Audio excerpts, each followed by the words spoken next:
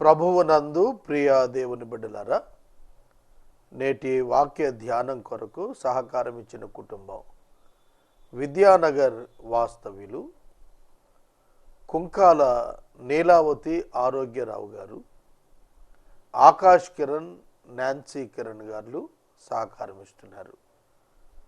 దేవుడు ఈ కుటుంబాన్ని ఆశీర్వదించున్నట్లు ప్రార్థిద్దాము. ప్రార్థన చేసుకుందాం. మమ్ములను మిక్కిలిగా ప్రేమిస్తున్న మా ప్రియ తండ్రి, మీకు వందనాలు, స్తోత్రాలు చెల్లిస్తున్నాము. నేటి వాక్య ధ్యానము ద్వారా మాతో మాట్లాడాలని మిమ్మల్ని ప్రార్థిస్తున్నాము.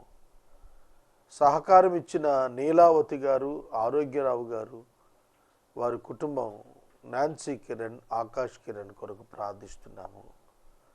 బిడ్డలను దీవించండి. వేసవి కాలపు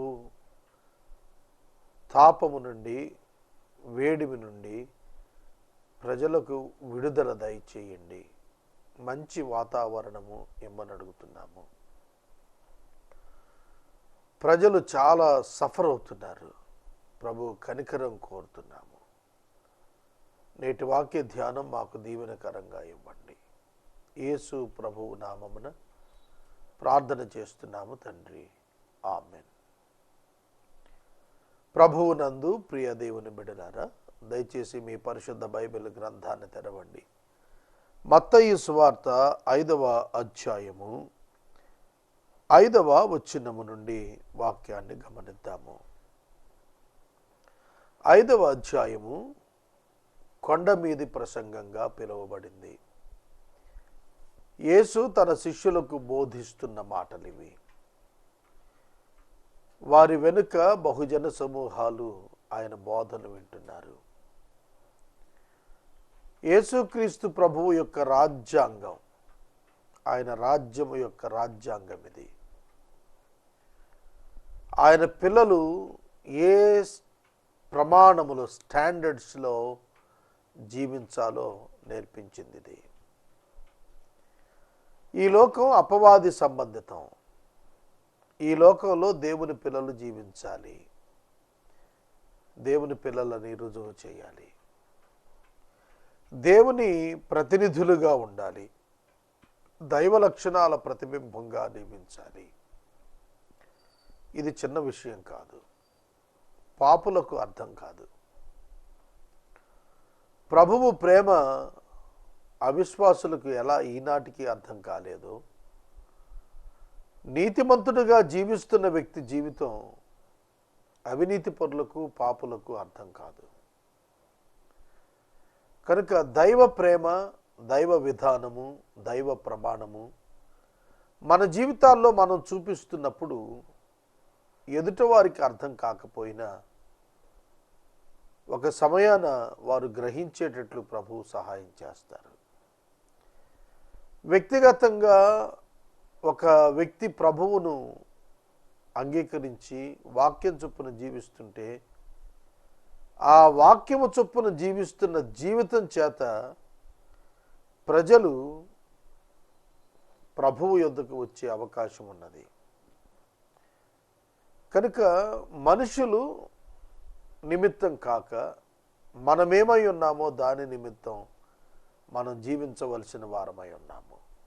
ఆ కారణం చేతే ఈ కొండ మీద ప్రసంగం మన జీవితాల్లో అన్వయించుకోవాలని నేను మనవి చేస్తున్నాను.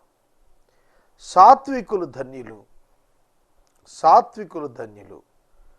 బ్లెస్డ్ ఆర్ ద మీక్.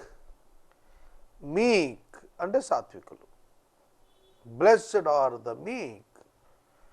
సాత్వికులు ధన్యులు, వారు భూలోకమును స్వతంత్రించుకుందరు.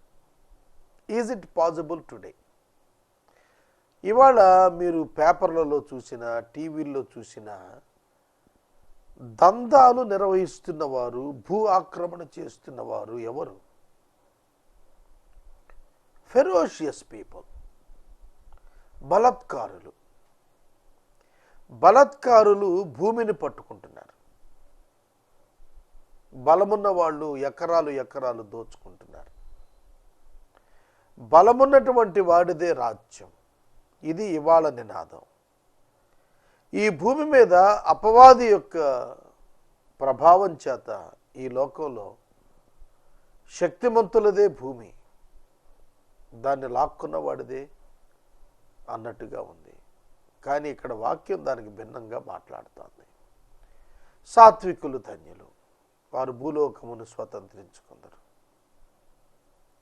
ఇంగ్లీష్ బైబిల్లో చదువుతాను. Blessed are the meek, for they shall inherit the earth. Inheritance అంటే స్వాస్థ్యము. స్వతంత్రించుకొందురు అనే పదం స్వాస్థ్యముగా పొందుదురు. ఇన్హెరిట్, వంశపారంపర్యముగా వచ్చు భూమి ఇన్హెరిటెన్స్ అంటే. కనుక వాగ్దాన పూర్వకంగా త్రూ ద రిలేషన్షిప్ సంక్రమించేది. స్వతంత్రించుకొందురు ఇన్హెరిటెన్స్ అంటే సంబంధాన్ని బట్టి అనుగ్రహించబడేది. మా నాన్నగారి ఆస్తికి నేను వారసుణ్ణి, నేను ఇన్హెరెంట్, నేను వారసత్వంలో ఉన్నాను. నా ఆస్తికి నా బిడ్డలు ఇన్హెరెంట్స్, వాళ్ళు వారసులు అవుతారు. కనుక ఇక్కడ వాక్యం చెబుతుంది, సాత్వికులు ధన్యులు, వారు భూలోకాన్ని స్వతంత్రించుకుంటారు. For they shall inherit the earth. బలవంతులు, బలాత్కారులు, బలాఢ్యులు భూమిని లాక్కుంటున్న ఈ దినాల్లో సాత్వికులు ధన్యులు, వారు భూలోకమును స్వతంత్రించుకుంటారు. ఇది ఎట్లా సాధ్యమవుతుంది? How it is possible?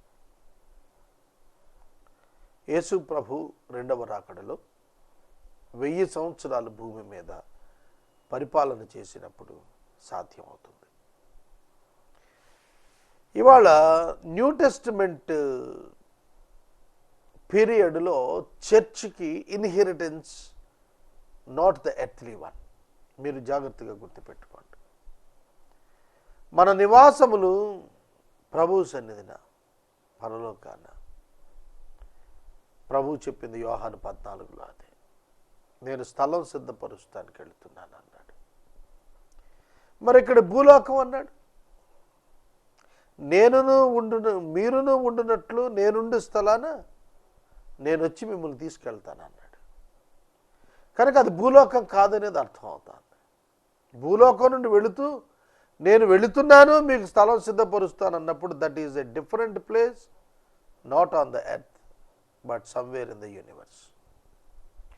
ఎక్కడో ఉంది అది, భూమి మీద అయితే కాదు. కానీ ఇక్కడ భూమిని స్వతంత్రించుకుంటారన్నాడు. కనుక సాత్వికము, మీక్నెస్ అనేటువంటిది నిత్య దీవెనకు కారణమవుతుంది. ప్రభువు తిరిగి వచ్చినప్పుడు, ఆయన భూమి మీద 1000 ఏళ్ల పాలన స్థాయించినప్పుడు దాని యందు వీరు భాగస్థులు అవుతారు. They will inherit the earth. This is the promise of God. మోషే గురించి బైబిల్ చెబుతుంది, మోషే నా ఇల్లంతటిలో మిక్కిలి సాత్వికుడు. సాత్వికుడు. మత్తయి 11:28లో నేను సాత్వికుడును దీన మనసు గలవాడను, నా యొద్ద నేర్చుకోండి అన్నాడు. మోసెస్ ఈజ్ మీక్ and the Jesus is also మీక్. యేసయ్య కూడా సాత్వికుడు. సాత్వికుడు స్వతంత్రించుకునే హక్కు కలిగి ఉంటాడు. Jesus is speaking about the right of a believer. ఒక విశ్వాసికి దేవుడిచ్చిన హక్కు మాట్లాడుతున్నాడు. రైట్స్ అండ్ డ్యూటీస్, హక్కులు విధులు, ఈ రెండు ఉన్నాయి విశ్వాసులకు. కనుక దేవుడు మనకు హక్కులనిచ్చాడు. హక్కులు లేని వారమైన మనకు హక్కునిచ్చాడు.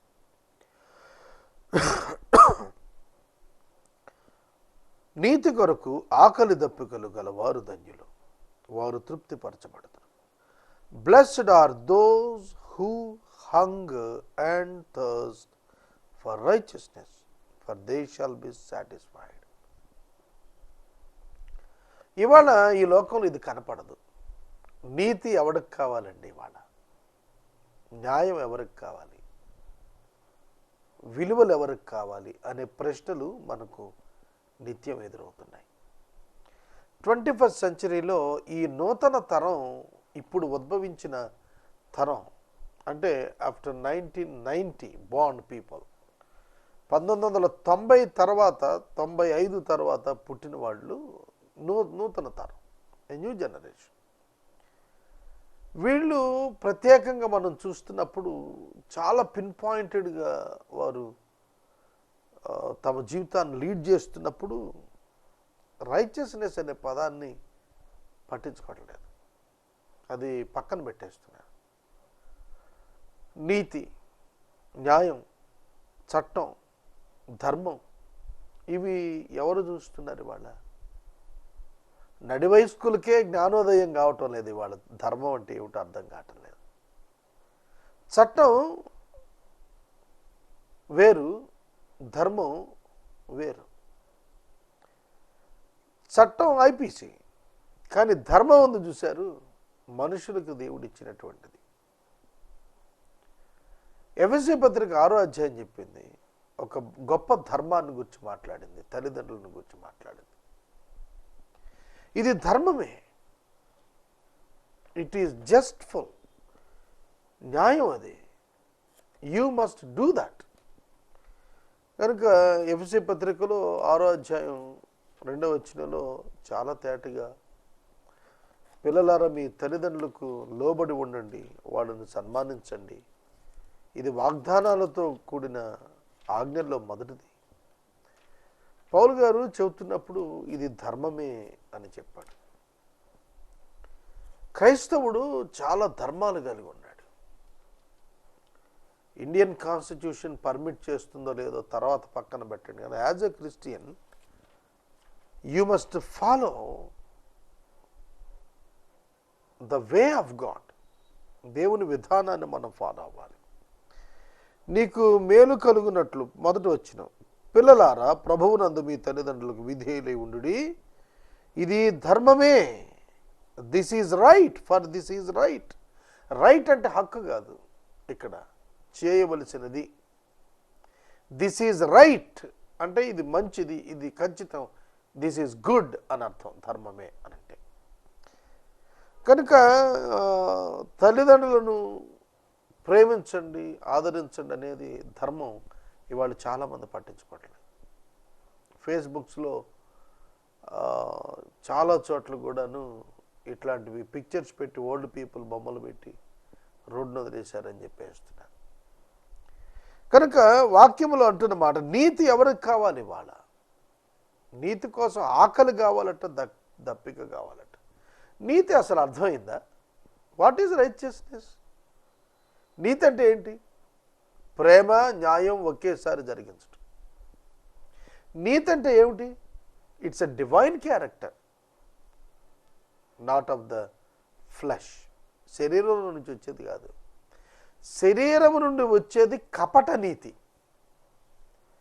ఎదటవాడిని బుట్టలో వేసి పబ్బం గడుపుకోవాలనుకునేది ఉందే, అది కపట నీతి, ద్వంద్వ నీతి. అది దైవిక నీతి ఎట్లుంటుందో తెలుసా? తానేమై ఉన్నాడో దాన్ని బట్టి చేస్తుంది. కనుక నీతి అంటే 2 గుణలక్షణాల సమ్మిళితం. నీతి, న్యాయం, ప్రేమ, న్యాయాల యొక్క సమ్మిళితం నీతి. Righteousness is equal to love plus justice. Love plus justice. ప్రేమ, న్యాయాలు ఏకకాలంలో నెరవేర్చగలగటం నీతి. ఇది దేవునికి చెల్లింది, యేసయ్య చేశాడు, అది మనం చేయబద్దులమై ఉన్నాం. కనుక ప్రేమించాలి, న్యాయం చూపించాలి, 2 ఒకసారి చేయాలి అని అనగా you must be on the cross every day. నువ్వు సిలువ మీద ఉంటావు ప్రతిరోజు. నిన్ను ప్రేమించిన వారికి ప్రేమ పంచాలి, నిన్ను ద్వేషిస్తున్న వారికి నీ ప్రేమను అందించాలి. ఇది ఎట్లా సాధ్యం? ప్రేమ, న్యాయం. న్యాయ ప్రకారం నువ్వే నష్టపోవాలి, ఎందుకంటే ప్రేమ కలిగి ఉన్నావు కనుక. ప్రేమ ప్రకారం నువ్వు క్షమించి తీరాల్సిందే. This is nothing but the cross. సిలువ అంటే ఇదే. Righteousness leads you to be on the cross every day. నువ్వు నీతిగా జీవించాలి అని అంటే నువ్వు దినము హింస పొందాల్సిందే, మానసిక వేదన పొందాల్సిందే. అర్థమవుతుందా సహోదరుడా, సహోదరి? యేసు నీతిమంతుడు కనుకనే ప్రేమించాడు, న్యాయ ప్రకారంగా శిక్ష అనుభవించాడు. That is righteousness. దేవుని నీతి యేసుక్రీస్తే. The righteousness of God is Jesus Christ. కనుక నీతి కొరకు ఆకలి దప్పికలు కలిగి ఉన్నవాడు. ఇంగ్లీష్ మాట చదువుదాం. Blessed are those who hunger and thirst for righteousness, for they shall be satisfied. నీతి కొరకు ఆకలి దప్పిక కలిగిన వారు తృప్తిపరచబడతారు. God will give them the satisfaction, contentment, తృప్తినిస్తాడు. దేవుడు తన పిల్లలను చూస్తున్నాడు. నోవహు ఆదికాండం 7వ అధ్యాయం 1వ వచనంలో దేవుడైన యెహోవా భూమి మీద చూచినప్పుడు నోవహు ఒక్కడే నీతిమంతుడై ఉండుట చూచెను. God looks unto the righteous people. నోవహు నీతిమంతుడు. నోవహు నీతిమంతుడు, నీతి కొరకు ఆకలి దప్పులు కలిగిన వాడు, తృప్తిపరచబడ్డాడు. అత్యధికమైన ఆయుష్ చేత, కుటుంబం దీవించబట్టు చేత, బతికి ఉండుట చేత నోవహు దీవించబడ్డాడు. నోవహు తృప్తిపరచబడ్డాడు. నీతి నిమిత్తం ఆకలి కావాలి, దప్పిక కావాలి. ఆకలి దప్పిక రెండు మనల్ని బ్రతికిస్తాయి. మీకు తెలిసిన ఆకలి అయిపోతే తినలేం, దప్పిక లేకపోతే తాగలేం, తినకపోతే తాగకపోతే చచ్చిపోతాం. కనుక ఆకలి దప్పిక నిన్ను సజీవునిగా ఉంచుతాయి. ఈ రెండు ఫ్యాక్టర్స్ కూడా మనం చాలా సందర్భాల్లో అపార్థం చేసుకుంటాం. ఆకలి అవుతుంది, ఆకలి లేకపోతే బాగుండదు. ఆకలి లేక నువ్వు చచ్చిపోతావు, దప్పిక అయిపోతే నువ్వు చచ్చిపోతావు. దప్పిక లేదు, నీరు తాగవు, కిడ్నీస్ ఫంక్షన్ ఉండదు. ఆకలి లేదు, భోజనం చేయవు, సత్తు దొరకక చనిపోతావు. ఆకలి చావద్దు లేదు. కాబట్టి ఆకలి దప్పిక రెండు ఎట్లా శరీరానికి అవసరమో ఆత్మలో కూడా నీతి కొరకైన ఆకలి, నీతి కొరకైన దప్పిక అవసరం. నీతి కొరకైన ఆకలి ఎప్పుడు పుడుతుంది? when you go through into the scriptures, లేఖనాలలోనికి నువ్వు వెడుతున్నప్పుడు నీకు నీతి నెరవేర్చాలి అనే ఆలోచన ప్రారంభమవుతుంది. I must live and lead a righteous life, righteous way of life. ఆ నీతి విధానాన్ని నేను అనుసరించాలనే ఆకలి నీలో జనిస్తుంది, దప్పిక నీలో జనిస్తుంది. ఆ ప్రవాహం కొరకు వెతుక్కుంటూ నువ్వు వెళ్తాం. నీతి కొరకు ఆకలి దప్పులు గలవారు ధన్యులు, వారు తృప్తిపరచబడతారు. God will give you the satisfaction. God will give you the contentment because you are the one who loves righteousness. నేను ఎప్పుడు కూడా గమనిస్తున్నాను, నీతిని ప్రేమించిన వాడు స్థిరపడతాడు, నీతిని ప్రేమించిన వాడు ఘనపరచబడతాడు, నీతిని ప్రేమించిన వాడు ప్రఖ్యాతి చెందుతాడు. కనుక నీతి నిమిత్తం ఆకలి, నీతి నిమిత్తం దప్పిక. నీతి క్రియను బట్టి కలిగేది కాదు. నీతి క్రీస్తు యేసు నందల విశ్వాసమును బట్టి కలిగేది. కనుక క్రియాపూర్వక నీతి చేత ఎవడు నీతిమంతులను తీర్చబడడు. కానీ విశ్వాస సంబంధమునైన నీతిని బట్టి మనం నీతిమంతులుగా తీర్చబడుతున్నాము. కనుక సంఘము ప్రభువునందల విశ్వాసం చేత నీతిమంతులుగా తీర్చబడుతుంది. That is more great than the physical righteousness. ఆత్మ సంబంధమైన నీతిలోనికి ప్రభు మనల్ని నడిపిస్తున్నాడు. అందుకే నీతి కొరకు ఆకలి దప్పిక కలిగి ఉండాలి.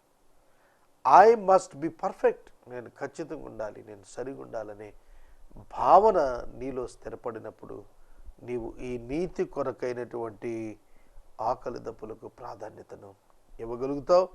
అట్లాంటి వారు ధన్యులు అని చెప్పి రాస్తున్నాడు. ధన్యులు అంటే దీవించబడ్డవారు, నీతిని అనుసరించిన వారు, నీతిని స్వత్తుగా చేసుకున్నవారు నిజంగా ధన్యులండి. వారు దీవించబడతారు, తృప్తిపరచబడతారు. కనికరము గలవారు ధన్యులు, వారు కనికరము పొందుతారు. Blessed are the merciful for they shall receive mercy. Mercy అంటే కనికరం. కనికరం కలిగిన వారు కనికరాన్ని పొందుతారు. కనికరం లేని వారు కఠినమైన తీర్పు పొందుతారు. సోదరుడా, సోదరి, దేవుని వాక్యం చెబుతోంది కనికరము కావాలి. Jesus moved with compassion.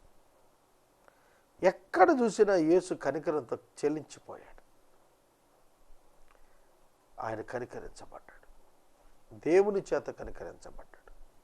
మనుషులు కనికరించలేదు యేసుని శిలువ దగ్గర, కానీ దేవుడు కనికరించాడు. దేవుడు అతన్ని జ్ఞాపకం చేసుకున్నాడు.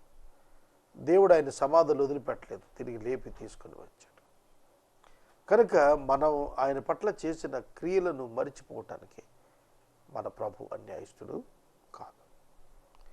కనికరము గలవారు ధన్యులు. Blessed are the merciful for they shall receive mercy.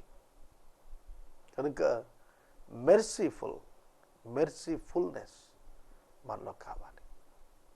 If you are a true believer, you can check yourself that you have mercy in your heart or not. నీ హృదయంలో కనికరం ఉన్నదో లేదో నువ్వు ఒకసారి పరీక్ష చేసి తెలుసుకోవచ్చు. కనికరం అంటే, కనికరం అనే పదం ఇప్పుడు వాడతాం ఎదుట వ్యక్తి ఆపదలో ఉన్నప్పుడు, అవసరతలో ఉన్నప్పుడు, మన ఎదుట ఆ సవాలు ఉంచబడినప్పుడు దానికి సిద్ధపడటం, దాన్ని మీట్ అవ్వగలగటం, దాన్ని ఛాలెంజ్ చేయగలగటం నిజమైన కనికరం. కనికరము గలవారు ధన్యులు, వారు కనికరము పొందుతారు. It is the promise of God that they should receive the mercy because they are merciful to others. ఇతరులకు నీతికరంగా ఉన్నారు, ఇతరులకు కనికరం చూపించిన వారు ఉన్నారు, కాబట్టి వారు కూడా కనికరాన్ని పొందుతారు. ఇది బహుమానం గురించి కూడా మాట్లాడుతుంది. ప్రభు ఎదుట కలిగే బహుమానమును గురించి మాట్లాడుతుంది. హృదయ శుద్ధి గలవారు ధన్యులు, వారు దేవుని చూచెదరు. హృదయ శుద్ధి గలవారు ధన్యులు, వారు దేవుని చూచెదరు. Blessed are the pure in heart, for they shall see God. For they shall see God. దేవుణ్ణి ఎవడు ఎన్నడూ ఎప్పుడు ఎక్కడ చూచి ఉండలేదని చెప్పి బైబిల్ అంతా చెబుతాంది. మరి ఇక్కడ ఏమంటున్నాడు? హృదయ శుద్ధి గల వారు ధన్యులు, వారు దేవుని చూస్తారు. హృదయ శుద్ధి అంటే ఇక్కడ ఏం చెప్తున్నాడు? ప్యూర్ ఇన్ హార్ట్, కల్మషం లేనివాడు ధన్యుడు అని చెప్తున్నాడు. ఈ రాత్రి వాక్యం వింటున్నా నీవు నేను కల్మషము లేనివారుగా జీవించాలని నేను మనవి చేస్తున్నాను. హృదయమును శుద్ధిగా ఉంచుకున్నవాడు దీవించబడతాడు. హృదయాన్ని నిత్యము శుద్ధి చేసుకునేవాడు దీవించబడతాడు. వాక్యము చేత ఉదక స్నానం చేయబడిన వాడు ధన్యుడు, వాడు దీవించబడతాడు. కనుక హృదయ శుద్ధి ఎట్లా వస్తుంది? Blessed are the pure in heart. హృదయంలో శుద్ధత, ప్యూర్ ఇన్ హార్ట్, ఎక్కడ మలినం లేకపోవడం హృదయంలో. కనుక మానవ హృదయం మనిషిని భ్రమపెడుతుంది, పాపానికి అమ్ముడు పోయేట్టు చేస్తుంది. కానీ దేవుడు అట్లా చేయలేదు. మనం గుర్తెరగాల్సింది అదే. హృదయ శుద్ధి లేనివాడు ఏ విధంగా దీవించబడతాడు? దేవుని యొద్దకు మార్గం ఎన్నటెన్నటికీ పరిశుద్ధత. దేవుని పిల్లలు దేవుని యొక్క ప్రతిబింబంగా ఈ లోకంలో జీవించాల్సింది ఉంది. వారు దేవుని చూస్తారు. దేవుని చూస్తారని they will get the experience of knowing God. దేవుణ్ణి తెలుసుకోవటం వారికి ఒక కృపావరంగా దేవుడు అనుగ్రహిస్తాడు. సమాధానపరచు వారు ధన్యులు, వారు దేవుని కుమారులు అనబడతారు. సమాధానం, peacemakers. Blessed are the peacemakers, for they shall be called son of gods. సమాధానపరచు వారు ధన్యులు, వారు దేవుని కుమారులు అనబడతారు. ఈ మాట నాకు చాలా ఇష్టం. ఎవరికైనా ఇద్దరికి తగు ఉంటే వారి మధ్యలోకి వెళ్ళి మరి సమాధాన పడమని కోరుతూ ఉంటాను. కనుక మనం సమాధానాన్ని కోరాలి, నీతిని వెతికి వెంటాడాలి. కనుక మనం పీస్ మేకర్స్గా ఉండాలి. పీస్ మేకర్స్ అంటే శాంతిని తేగలిగిన వారు సమాజంలో. శాంతిని తేగలిగిన వారు ఎవరు? వారు దేవుని పిల్లలే, వారు ధన్యులే. సమాధానమును పరుచువారు ధన్యులు, వారు దేవుని కుమారులు అనబడతారు. They are called as the sons of God. దేవుని పిల్లలుగా పిలువబట్టానికి ఉన్న ఒక అర్హత ఇక్కడ మాట్లాడుతున్నాడు. That is making peace with others. First peace with God and next peace with other fellow human beings. That's more important. కనుక శాంతి లేకుండా, శాంతితో కూడిన స్థితి లేకుండా యూ కాంట్ డూ ఎనీథింగ్. ఏమి చేయలేం మనం. కనుక సమాధానపరచు వారు ధన్యులు, వారు దేవుని కుమారులు అనబడతారు.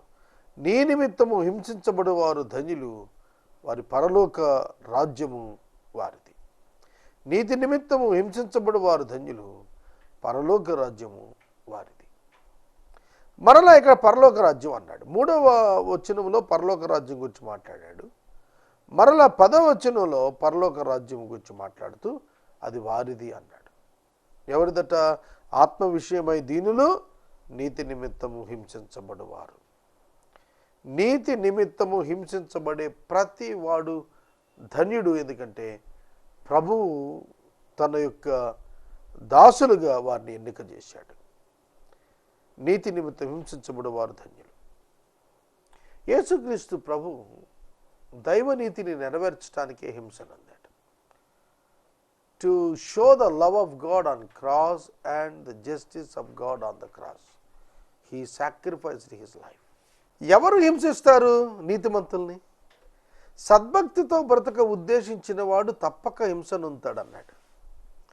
ఒకడు క్రైస్తవుడిగా బ్రతికినందుకు హింసనుంతే సంతోషించమన్నాడు. నీతిని అనుసరించేవాడికి ఒంటరితనం వస్తుంది. రాజీ పడేవాడికి అందరూ బంధువులే, వాడిని ఎవరు ఏమన్నారు. If you want to live like a righteous man, you will question the society. నువ్వు ప్రశ్నించేవాడికి మిగిలిపోతావు. కనుక నీతిమంతుడు ప్రశ్నించినప్పుడు హింసనుంతాడు. నీతిమంతుడు ప్రశ్నించకుండా ఉండలేడు. ఒక పక్క సిస్టమ్ పాడైపోతుంటే అడగకుండా ఉంటే మనం కూడా భాగస్తులమే కదా అందులో. నోరు తెరుస్తాం. నోరు తెరిచేటప్పటికి హింసకు గురి కావాల్సి వస్తుంది. కనుక ఒక అపవిత్రతను, ఒక అవినీతిని ఖండించినప్పుడు మన నీతి బయలుపడుతుంది. దాని కారణం హింస కలుగుతుంది. ఆ హింసకు భయపడి మనం మారిపోతే మనంత దండగ మనుషులు ఇంకొకటి ఉన్నారు. కానీ ఇఫ్ యూఆర్ ఏ బిలీవర్, నువ్వు విశ్వాసం అయితే you must face the troubles and struggles. నువ్వు సమస్యలను నువ్వు భరించాల్సిందే, హింసను నువ్వు భరించాల్సిందే.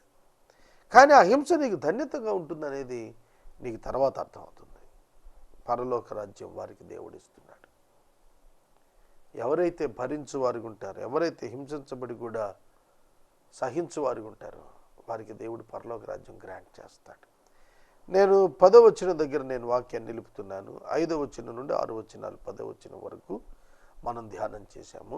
ఎపిసోడ్ సహకారం ఇచ్చిన కుటుంబము విద్యానగర్ వాస్తవ్యులు కుంకాల ఆరోగ్యరావు గారు, కుంకాల నీలావతి గారు, ఆకాష్ కిరణ్ మరియు నాన్సీ కిరణ్ సహకారం ఇస్తున్నారు. దేవుడి కుటుంబాన్ని దీవించును కాక. ప్రార్థన. మమ్మల్ని మిక్కిలిగా ప్రేమిస్తున్న మా తండ్రి, వందనాలు, స్తోత్రాలు. నేటి వాక్య ధ్యానం ద్వారా మాతో మాట్లాడారు. నాయన, నీ ప్రమాణాలు లోకానికి భిన్నం. మేము లోకానికి భిన్నంగానే బతుకుతున్నాము. అందుకే లోకంలో హింస నొందుతున్నాం, నింద నొందుతున్నాం, ఒంటరితనం అనుభవిస్తున్నాం, లోకానికి వేడుకగా ఉన్నాం. అందుకు నీకు స్తోత్రాలు చెల్లిస్తున్నాం. కానీ మాకున్న బహుమానాలు మీరు ఇందులో వర్ణించారు. ఆ బహుమానం కొరకు ఎదురు చూస్తున్నాం. ఒక దినాన మీ వద్దకు వస్తాం, మీ యందు ఉంటాం, మీతోనే ఉంటాం. ఇది మాకు మీ అందున్న నిరీక్షణ. దాన్ని మించిన ధన్యత లేదు. కనుక ఈ దీవెనలు విశ్వాసులమైన మా జీవితాల్లో నెరవేర్చమని యేసు నామమున ప్రార్థిస్తున్నాము తండ్రి. ఆమేన్. తండ్రి అయిన దేవుని ప్రేమ, కుమారుడిని యేసయ్య కృప, పరిశుద్ధాత్మని యొక్క అన్యోన్య సహవాసం సదాకాలం మనకు తోడైనను గాక.